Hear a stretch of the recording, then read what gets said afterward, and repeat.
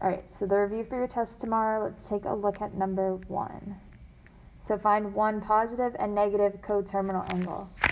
How do we find a positive coterminal angle given this angle? You add 2 pi. Add 2 pi. So in adding 2 pi, we got to make sure our denominators are the same, so we're going to multiply the top and the bottom by 7. So this becomes 14 pi over 7. Just add the numerators. So we get 19 pi over 7. So this is our positive coterminal angle. And then what do we do to find our negative coterminal angle?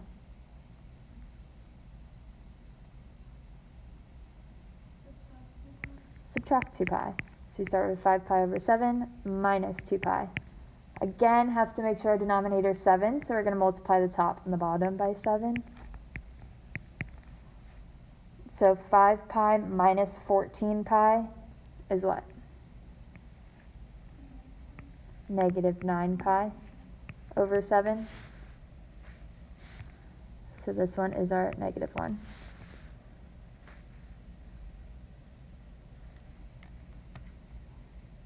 Sometimes when you start with an angle that is greater than 2 pi or greater than 360, you may have to subtract 2 pi twice in order to get a negative angle. So just keep that in mind. Any other questions on finding the coterminal angle? All right, let's look at number 2. We have an angle of depression at 71 degrees. The building is 145 feet tall. How long is the ladder leaning against the building? So this is our ladder. Angle of depression goes from the horizontal line down. So if we have a horizontal line down, this would be 71 degrees.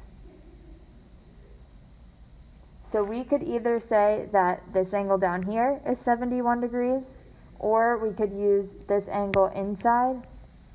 But to find that, how would we find the other angle inside? Perfect, 90 minus 71, which would give us 19. So we can use either one of these as our theta. Which one do you want to use, 19 degrees or 71? All right, let's use 71. So if 71 is our theta, what is 45? Opposite or adjacent? Opposite, and x is our hypotenuse. So what involves opposite and hypotenuse?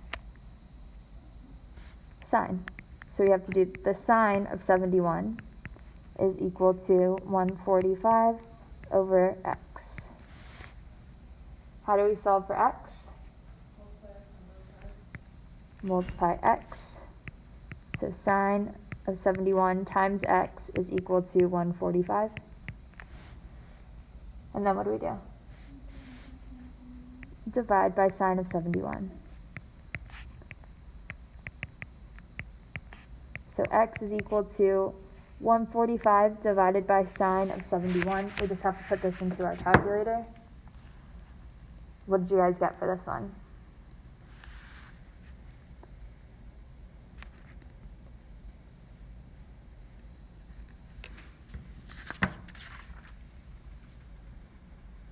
$153.35.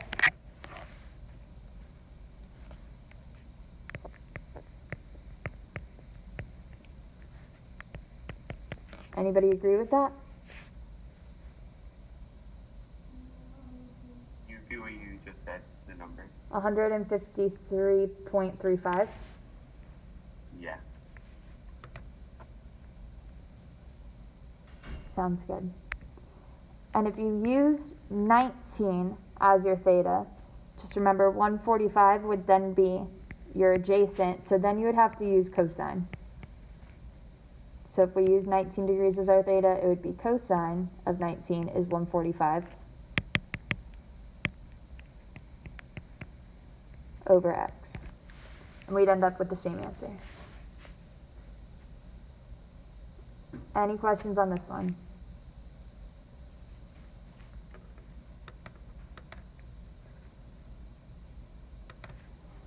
Alright, let's look at number 5. Here we have an angle of elevation as 42 degrees. The bench is 87 feet from the base of the tree. How tall is the tree?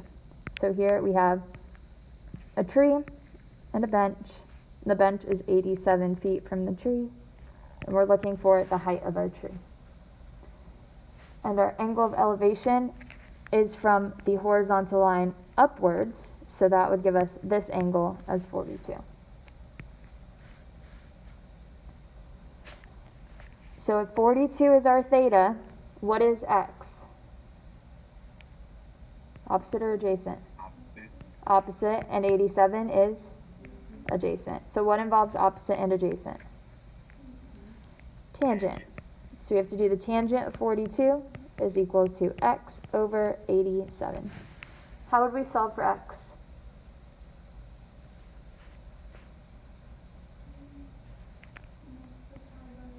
Multiply by 87 both sides. Awesome. So we have 87 times tangent of 42 is equal to x. Let me just put this into our calculator. What'd you guys get for x?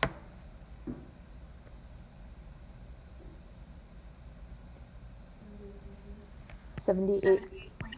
Perfect. Awesome.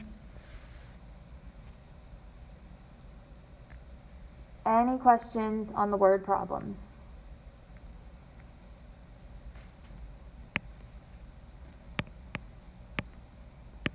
All right. The x was on the hypotenuse. Would we use cosine for now?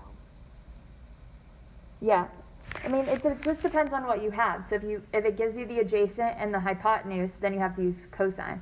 So you always have to remember SOHCAHTOA. And then just see what it gives you. So if x was the hypotenuse, then you would have to use cosine, because then you would have the adjacent and hypotenuse.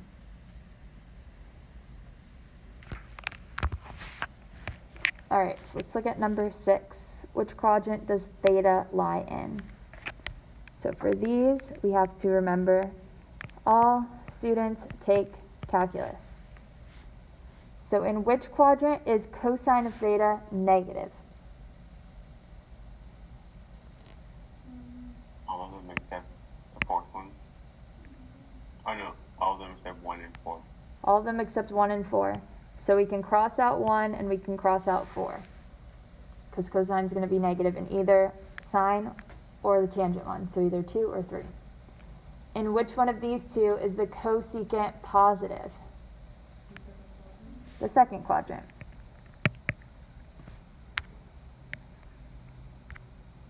So we can cross out the third. So we have to be in quadrant 2. You guys good with these, or you want to see one more? Can we see another? Yes. All right, so let's do number 7. So we have all students take calculus. In which quadrant is cotangent positive?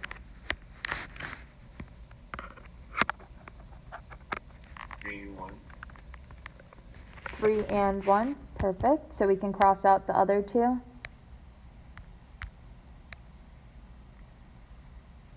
And then in which one of these two is secant positive?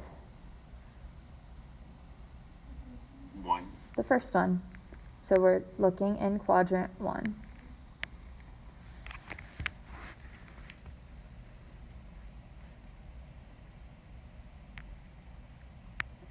Everybody good with those? Alright, so let's look at, I think this is number 9. Given sine of theta is equal to negative 4 over 9 and tangent is negative, we need to find 6 trig functions. So it gives us sine, so we need to find cosine, tangent, cosecant, cotangent, or secant, and cotangent. So what do we do with sine of theta is equal to negative 4 over 9? What does that tell us?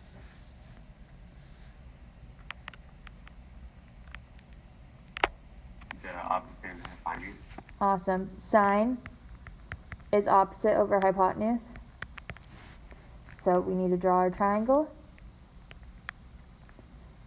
This is theta. Opposite is 4. 9 is our hypotenuse. So how do we find the missing side? Pythagorean theorem. So we have 16 plus x is equal to 81. Subtract 16. What do you guys get for x? Square root of 65. Square root of 65. Perfect.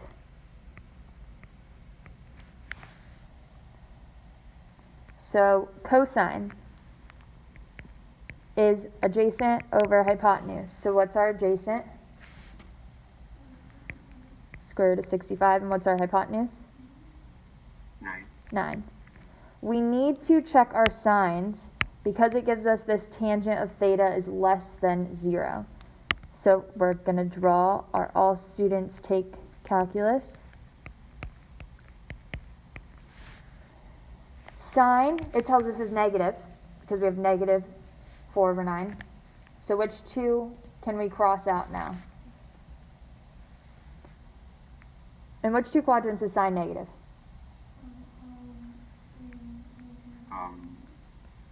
3 and 4. 3 and 4. And then tangent, it tells us, is also negative. So which one of these is tangent negative? In the fourth quadrant. So the only ones that are going to be positive, if we're in the fourth quadrant, are which two trig functions?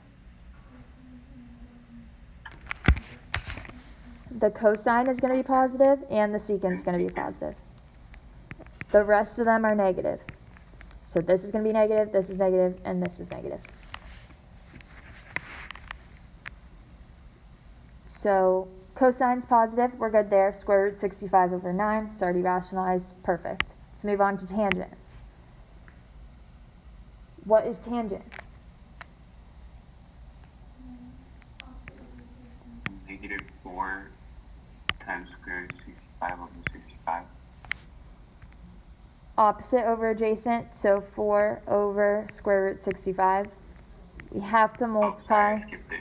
It's totally fine. Multiply the top and the bottom by square root 65. So 65 is on the bottom, and 4 square root 65 is on the top. And we know that this has to be negative. So negative 4 square root 65 over 65. Any questions on that one? How do we find the cosecant? You can flip sine. Flip sine. So we have negative 9 over 4. What about secant? Flip cosine. So we have 9 over square root 65. What do we need to do? Times top and bottom by square root 65. Awesome. So we get 9 square root 65 over 65. And this one's positive, so we're good. And then lastly, for cotangent, what would we get for cotangent?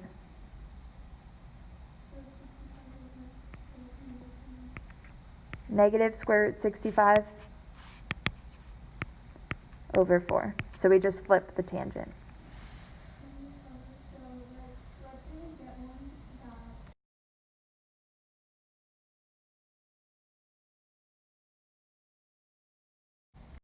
In the past, we just used our triangle to find our trig functions, but now we're actually finding what it is in our coordinate plane. So our angle is here, so our triangle is actually this triangle.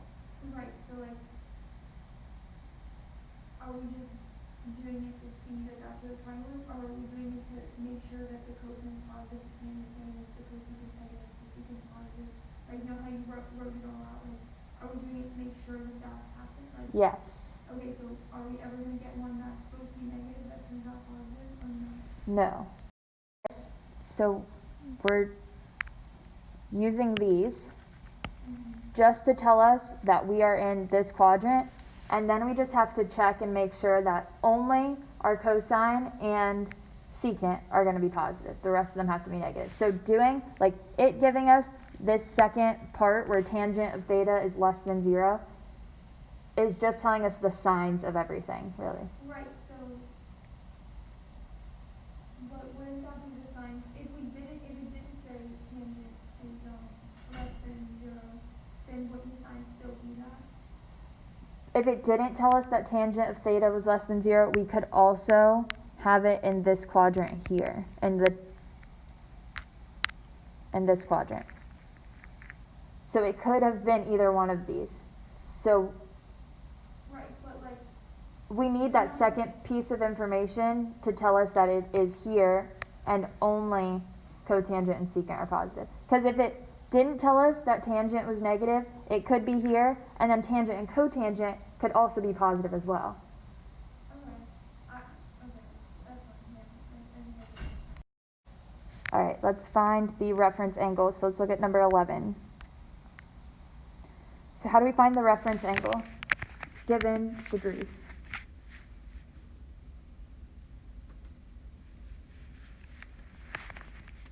You have to find what quadrant it's in. Perfect. We find what quadrant it's in. So what quadrant is 123 degrees in? Quadrant 2. Quadrant 2. And then we have this little chart over here that tells us if we're in quadrant 2, we use this formula. So 180 minus theta. So 180 minus 123. And what do we get for our reference angle?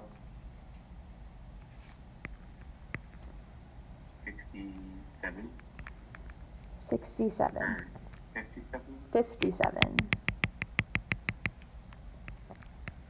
57 degrees.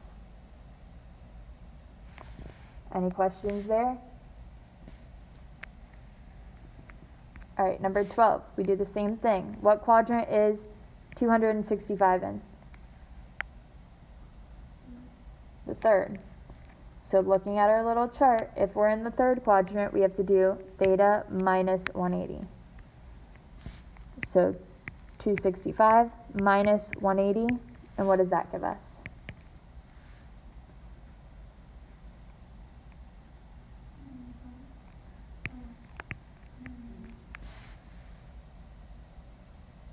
okay. 85 degrees? That's not our bell.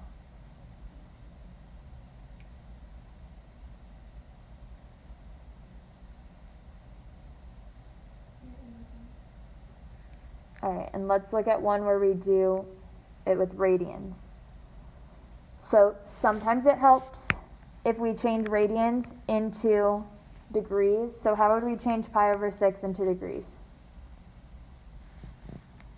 Multiply by 180 over pi. Multiply by 180 over pi. So the pi's cancel out. 6 goes into 180 30 times. So pi over 6 is 30 degrees. So in what quadrant would that be in? Would it be 1. 1. So then what would our reference angle be? 30. 30. 30 degrees, but we have to remember to change it back into radians if it gives us the question in radians. So what would our reference angle be? Pi over 6? Pi over 6. So just remember, if it gives you in radians, your answer has to be in radians. Everybody good with reference angles?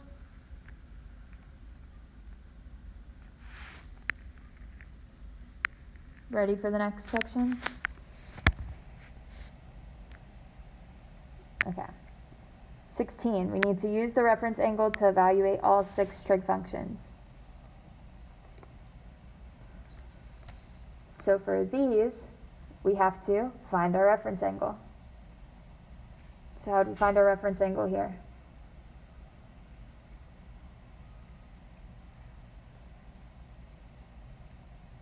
Can we convert it into degrees? Let's convert it into degrees. So we're going to multiply it by 180 over pi.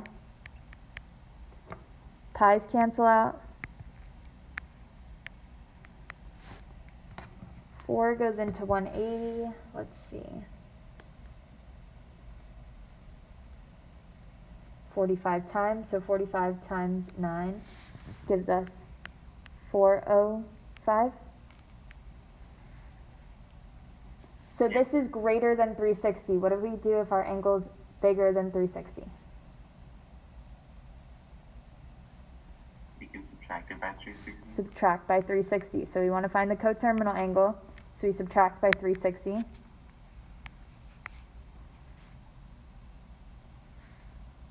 And this gives us 45.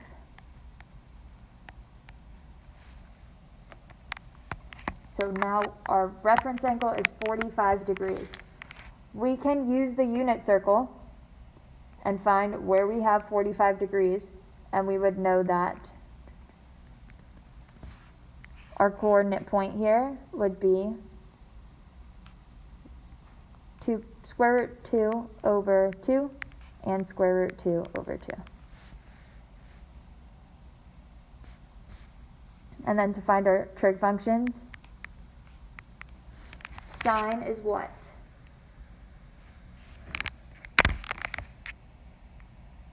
Square root 2 over 2. Square root 2 over 2, it's just the y. Cosine would be what? Square root 2 Same over 2. thing. Square root 2 over 2, it's the x. What about tangent?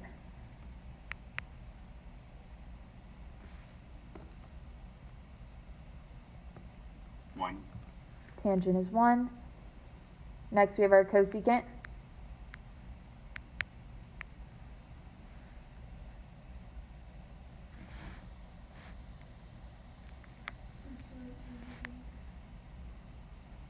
So we have, Okay. we flip our 2 over square root 2, so multiply the top and the bottom by square root 2. So we get 2 square root 2 over 2, but what does this simplify to?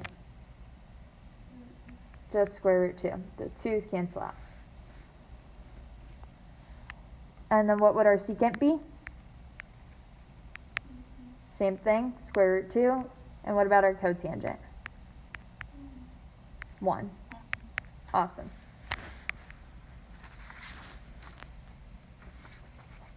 All right, let's do one more of those. You want to do 17 or 18? 18. All right, let's do 18. So what's the first thing we should do if it gives it to us in radians? Convert it to degrees. Convert it to degrees. So we're multiplying it by 180 over pi. Pi's cancel out. 6 goes into 180 30 times. So we have 30 times 13, which is 390. So again, we have an angle that's bigger than 360. So what should we do to find the coterminal angle, or the reference angle? Subtract 360. Subtract 360. So that gives us 30 degrees. So perfect, 30 degrees is acute and positive. So this is our reference angle. So now we need to find our 6 trig functions. So we can either use our unit circle, or we can make a triangle, and if we know that this is 30, we can have our special right triangles. In my opinion, it's easier just to look at the unit circle. So at 30 degrees, x is square root 3 over 2, and 1/2.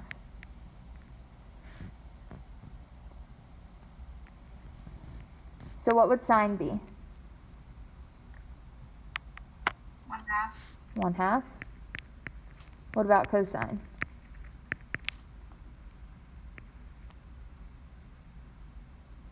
Square root 3 over 2. Square root 3 over 2. Tangent.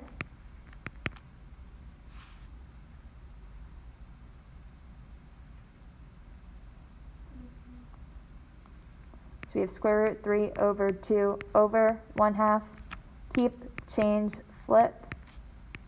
So the 2's cancel out, we would just get square root 3. And now cosecant.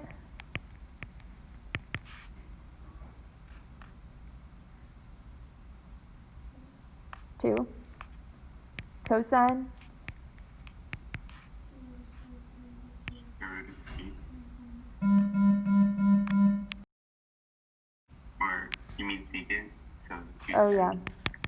Yes, yes. 2 times square root of 3 over 3.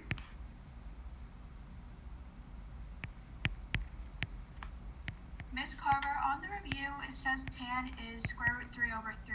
Isn't it y over x instead of x over y for tan? Yes. You're right. Sorry, I was just speeding through this.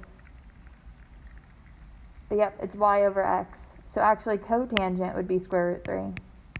Because that one's x over y. But tangent would be 1/2 over square root 3 over 2. So keep, change, flip. So again, the 2's cancel out. We get 1 over square root 3. Got to multiply the top and the bottom by square root 3. So we get square root 3 over 3. Thank you for pointing that out.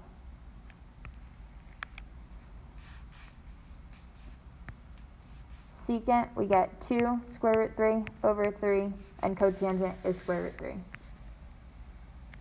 Any questions about this one?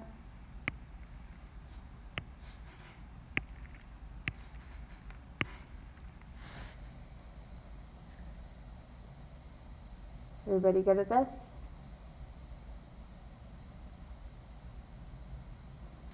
All right. Next page.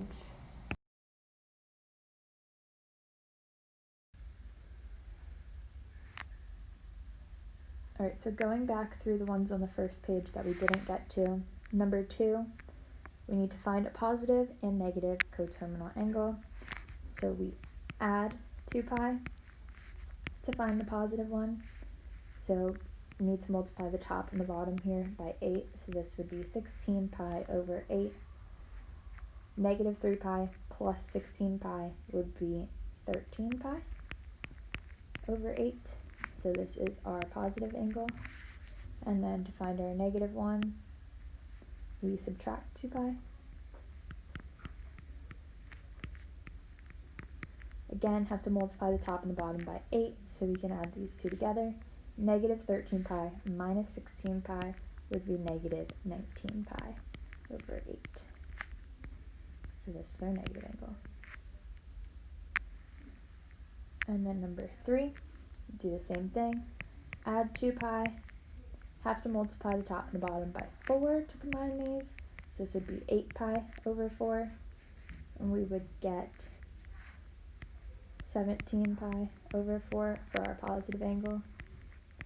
Then we have to subtract 2 pi, so 9 pi over 4 minus 2 pi, multiply the top and bottom by 4.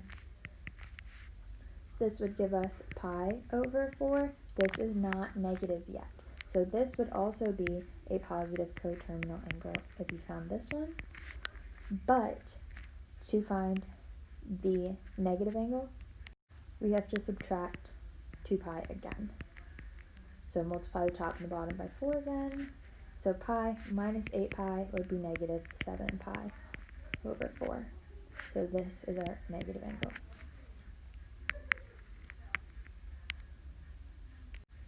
We did the 2 graphs of the word problems in class, so let's look at number 8. Here we need to find what quadrant this lies in, so we have all students take calculus.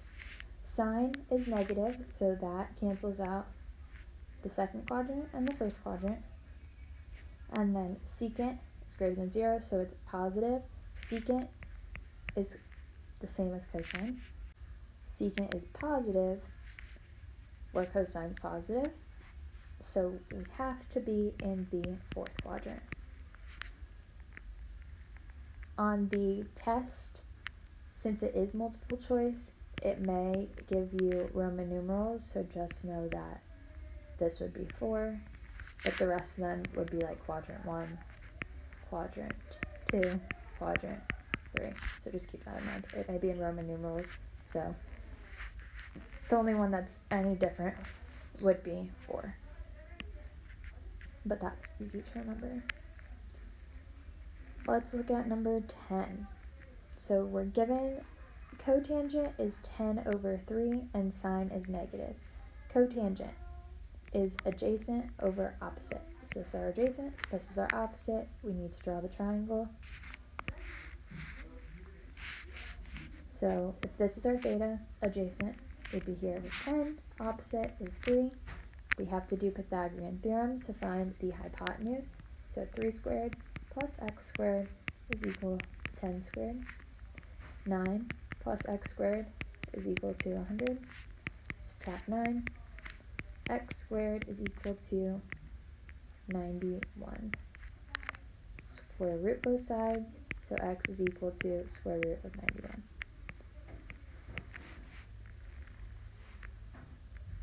So we need to find the sine, cosine, tangent, cosecant, and secant. Now it tells us that sine of theta is less than 0, so we need to do our all students take calculus to find what quadrant this is in, to find what our other signs are. So sine is less than 0, so that means sine is negative. So it's not in the first, and it's not in the second. Cotangent, it gives us a positive 10 over 3. So that means tangent is positive. So we are dealing with the third quadrant here. So only tangent and cotangent are positive. The rest of them are negative. So this has to be negative, this is negative, this is negative, and this one. Tangent, we just flip the cotangent, so this would be 3 over 10. Sine is opposite over hypotenuse. So negative 3 over square root 91. We have to rationalize this. So times square root 91 on the top and bottom. We get negative 3 square root 91 over 91. Cosine, we have adjacent over hypotenuse, so negative 10 over square root 91.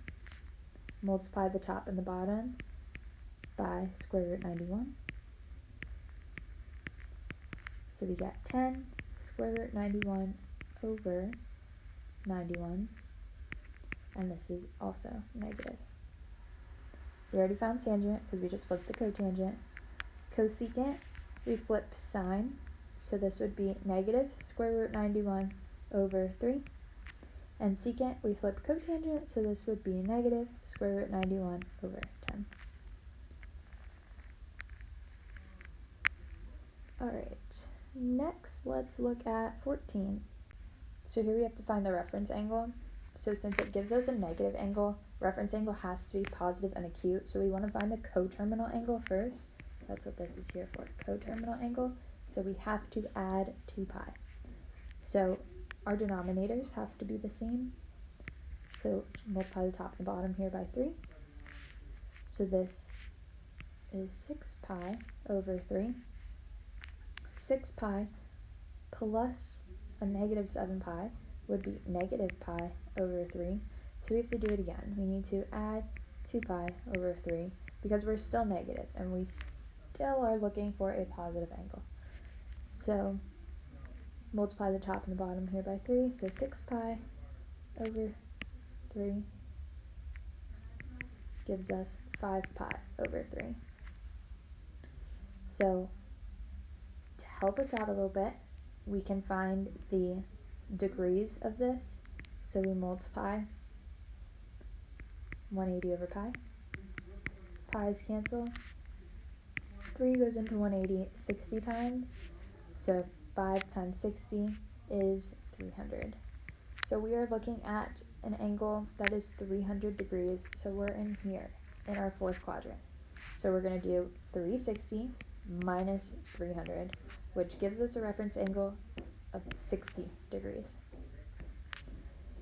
Now, since our question was given to us in radians, we have to change this back to radians. So 60 times pi over 180. 6 goes into 180 3 times, so we get pi over 3.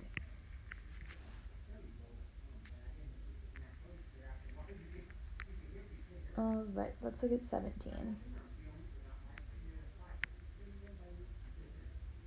So again, we have to find the coterminal angle since this is negative.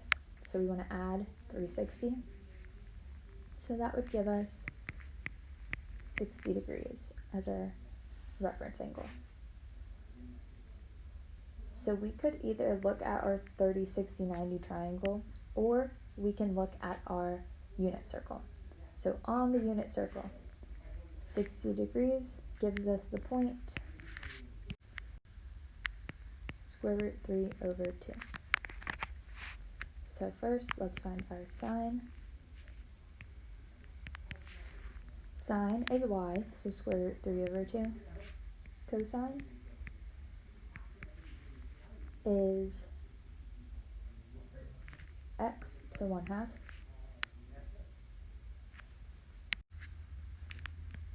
Tangent is y over x, so square root 3 over 2 over 1/2. We need to keep, change, flip. So this gives us square root 3. Cosecant is 2 over square root 3, multiply the top and the bottom by square root 3. So this is 2 square root 3 over 3. And secant. We flip cosine, so it's just 2. And cotangent, we flip tangent, which would be 1/2 over square root 3 over 2. Keep, change, flip. So 2 square root 3. 2's cancel, so 1 over square root 3. Multiply the top and bottom by square root 3. So 3 square root 3 over 3.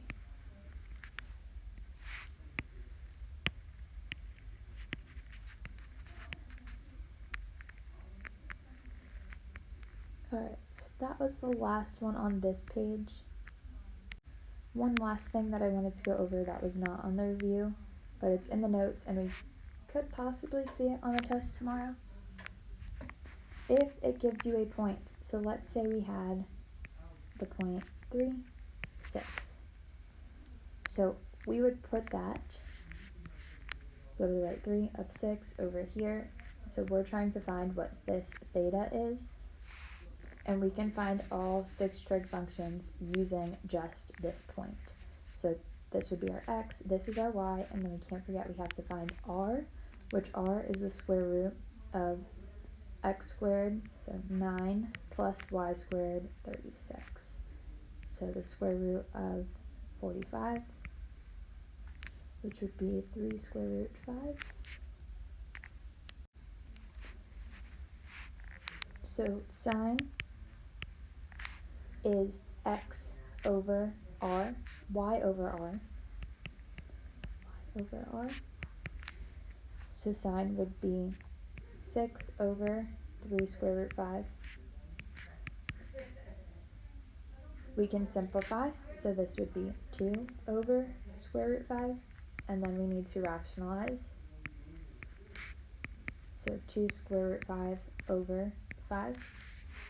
We can find the cosine, which is x over r. X is 3 over 3 square root 5. 3's cancel, so this is 1 over square root 5. Need to rationalize. So square root 5 over 5. Tangent, just like how we were doing before, it's y over x.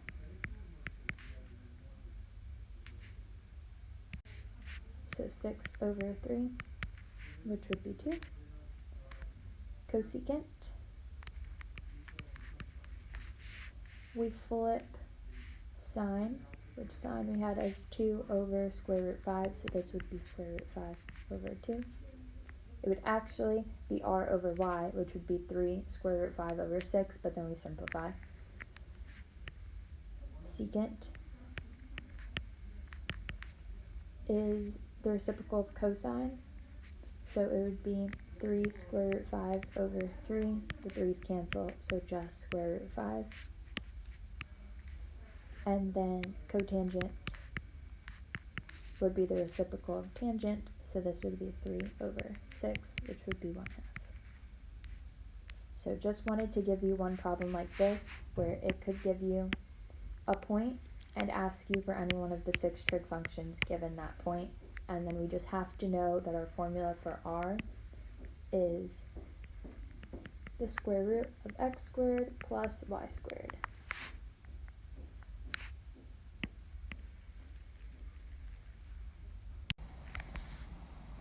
Alright, we did 19 in class, so you guys want to do 20 or 21? 21. Oh no. Let's see if we have time for both. Probably not. But the one I don't do will be in the video. Let's do 21, because this has some more things happening to it. So we need to find our amplitude, time period, phase shift, vertical shift, starting point, and reflections. So let's find our A, B, C, D. This will tell us our starting point, our time period, and what else do we need? Reflection. Do we have a reflection here? Yes. Yep, since it has this negative, we have a reflection on the x or y axis. Yep, x-axis. The only reflections we'll have here will be on the x-axis. What is our A? 1/3. Awesome, 1/3. This is our amplitude. What's our B? 2. 2. What's our C?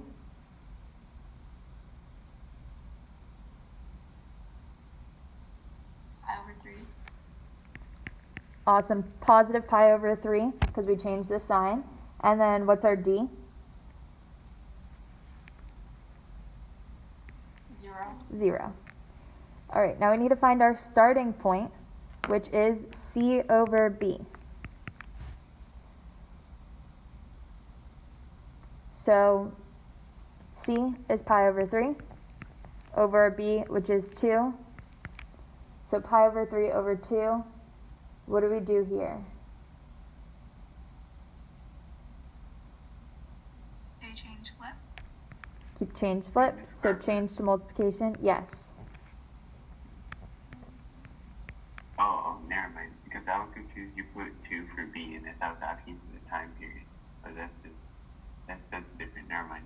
Yeah, we're doing the starting point.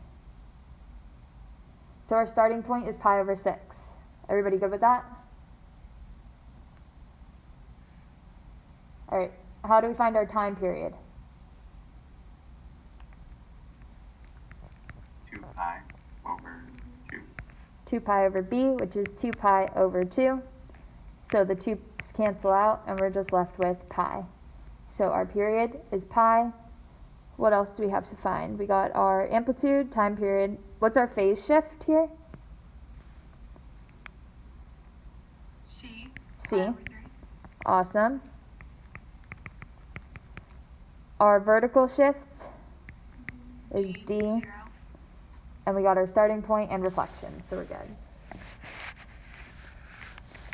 All right, let's do a graphing one. So we did the last one in class, so let's look at 22. So again, for these, we need to find our A, B, C, D, starting point, period, phase shift, which are intervals, and I think that's it, and reflection. Do we have a reflection here? Yes, because we have this negative, so we just have to remember to flip it at the end. What is our amplitude? 1. 1. Perfect, 1. So that means on our graph, we go up to 1 and down to -1. B, what is our B? 3. 3. What's our C?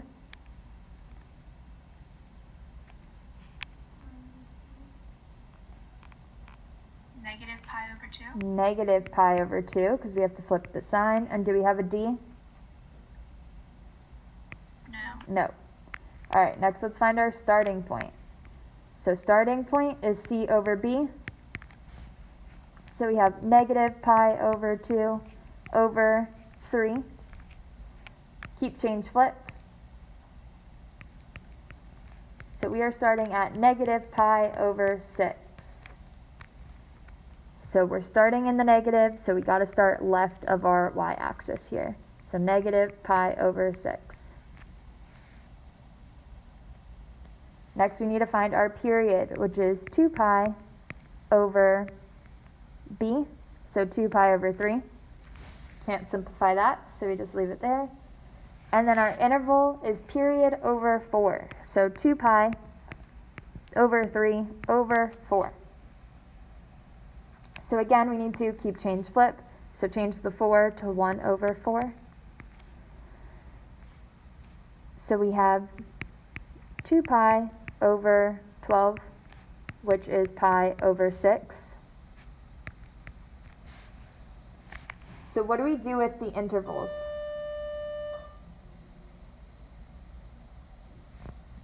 Keep adding them with the 0. Yep, we add it to here.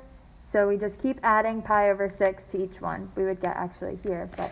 And then for sine, do we start at 0 or start at the amplitude? 0. We start at 0. So this would be our starting point. Then we just have to keep adding pi over 6. We need 5 key points for one cycle. So on your quiz, on your test, it'll ask you for one cycle, so make sure you have those 5 key points.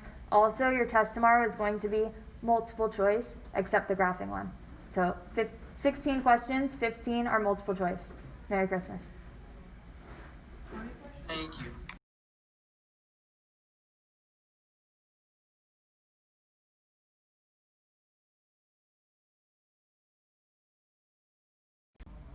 All right, so to finish 22, we add pi over 6 to each of our tick marks here. So we start with negative pi over 6.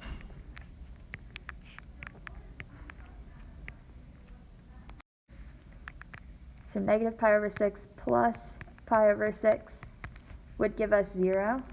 So our next tick mark is actually at 0. And then we add pi over 6 again. So 0 plus pi over 6 would be pi over 6. Then to pi over 6, we add pi over 6 again. So this would give us 2 pi over 6, which simplifies to pi over 3. And then we add pi over 6 again. So 3 pi over 6 simplifies to pi over 2. So that gives us 1, 2, 3, 4, 5 tick marks, so we're good. Sine, again, starts at 0. So this is our first point. Then we go up to our amplitude. Then back down to 0. Then down to -1. Then back up to 0. So this is our sine curve.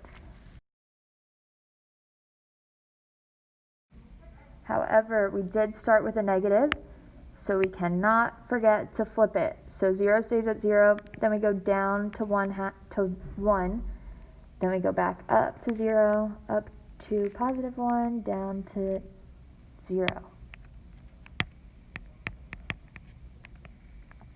So this green one is our sine curve. So cannot forget, if you save your reflection for last, can't forget to do that reflection. So the green one is the correct one.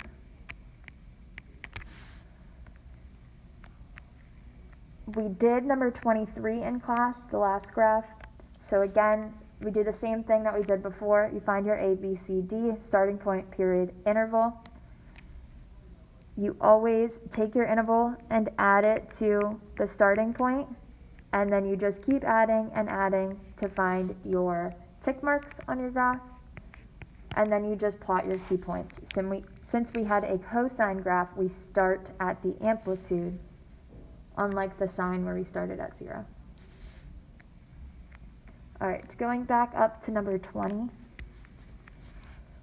we have our A, B, C, D, starting point. I don't think this one asks for period, or it does. I think it doesn't ask for interval. Nope, it does not. Alright, so our A is our amplitude. If we don't have anything there, our amplitude is just 1.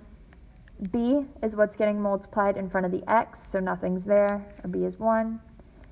C is what's being added inside the parentheses, but we don't have anything added inside, so that would be 0. And D is what's added outside, so that's 2.